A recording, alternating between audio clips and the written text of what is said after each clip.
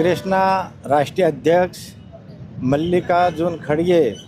કેરળની એક સભામાં નિવેદન આપેલ છે કે ગુજરાતની પ્રજા અભણ છે અને એના વિરોધમાં ભારતીય જનતા પાર્ટી અરવલ્લી દ્વારા આજે એક ધરણાનો કાર્યક્રમ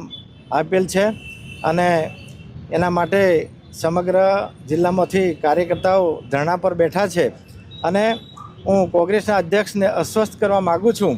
કે જ્યારે આ દેશમાં જરૂર પડી છે ત્યારે ગુજરાતના જ નેતાઓએ આ દેશને રાહ દીધો છે।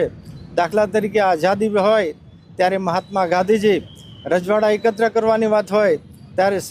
સરદાર વલ્લભભાઈ પટેલ અને આજે પણ અમારા નરેન્દ્ર મોદી અને અમિત શાહ જ્યારે દેશનું નેતૃત્વ કરી રહ્યા હોય ત્યારે